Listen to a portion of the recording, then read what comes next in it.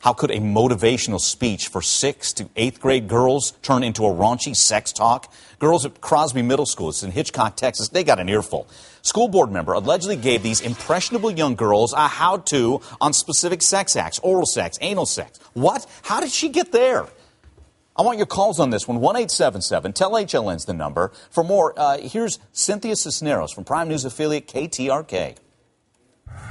She needs to turn in her resignation, and she needs not have anything else to do with children. If she should be fired and lose her job, or leave it up to the parents, and that might not be a good idea either. Parents in Hitchcock are shocked, many angry over what happened at Crosby Middle School January 15th. Female students were asked to gather for assembly for a motivational speech by Hitchcock board member Dr. Shirley Price. Price was supposed to talk about tax testing. Instead, female 5th, 6th, 7th, and 8th graders heard graphic and explicit details on how to perform various sex acts.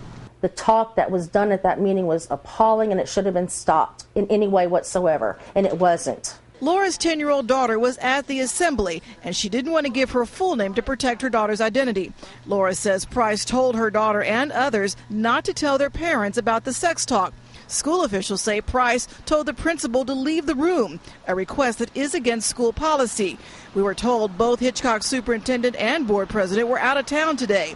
However, this letter was sent home last Friday by the district, telling parents the sex talk was not the agreed-upon topic and was an inappropriate topic.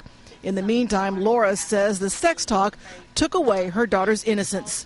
She now, because of this, looks at it as a very dirty thing and bad thing, and it is not. When it's between, a husband and a wife, it's not supposed to be like that, and I want her to understand that. The height of irresponsibility. I want to hear from you on this. And already Facebook comments coming in. Melissa writing, it's sick. The kind of thing that would make me want to homeschool my kids. Trish writes this, not teaching our children about human sexuality only puts a bigger bullseye for predators. Weigh in on this one. Call in. 1-877-TEL-HLN is the phone number. Joining me, Dom Giordano, radio talk show host, former educator. Also with us, Logan Lefkoff, sexologist and author of the book, Third Base Ain't What It Used to Be. Dom, your reaction to this, your reaction as an educator, what these girls may have heard.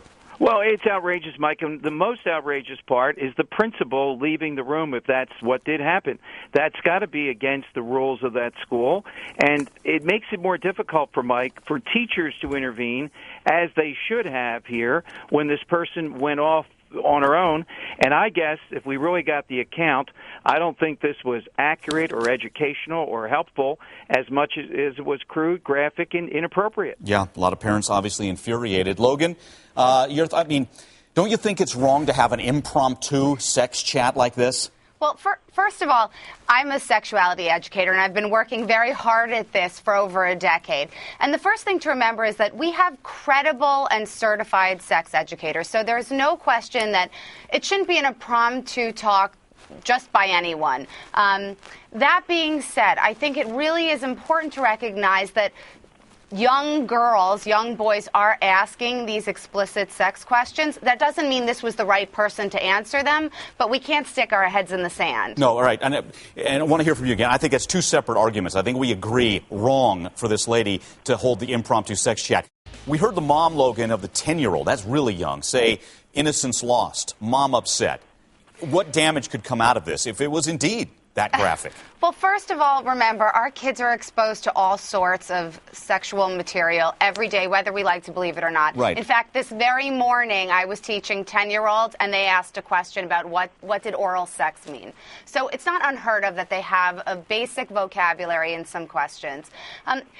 Parents just need to be on it. First of all, the reason they're asking these questions is because we stick them in front of the TV, and we don't really educate them. So we need to play a big role in this, too. Right. No, I agree with you. I mean, it's parents' job, first and foremost, to have these conversations, and not just one, an ongoing dialogue with them. Here, let me read a letter here. This is a letter that went from the superintendent out to these parents whose kids were in this class and a part of this conversation. And here's a key point, I think, for me, and Dom, I'll get your take on it. Basically saying the topic Friday that was discussed was off-target, objectionable. And here's the key point. Should a topic be offered of this nature, district procedures require parents be given notice of such and have the chance to remove their child or attend with them. Dom, isn't that key? we have to partner with parents, not ambush them, right? Yeah, and that's where Logan and I might part company a little bit on this, Mike. I think there are some 10-year-olds that ask Logan those type of questions. There are other 10-year-olds that are innocent, some relatively innocent, and you just don't throw them all together in this type of situation. And a lot of parents have the ultimate right. If they think that's too early for their child to engage in this type of discussion, I think you have to go with the parents' rights on this. Yeah, Logan, how do you work with parents? I work with parents all the time, and there are two different issues here. Absolutely, if policy is when you're talking about sexuality, the parents need to be involved, and there's an opt-out policy, then you have to go by policy.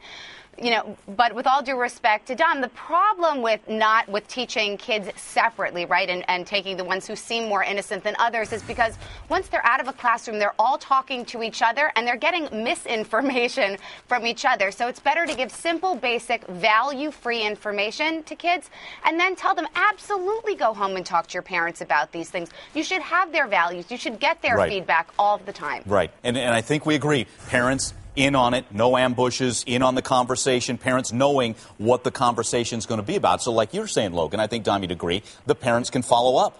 And parents should follow up. They should this follow is their up. job. Exactly. Schools just supplement this information. Okay. Guys, thanks so much. Thank you, Mike. Yeah, thanks, Dom.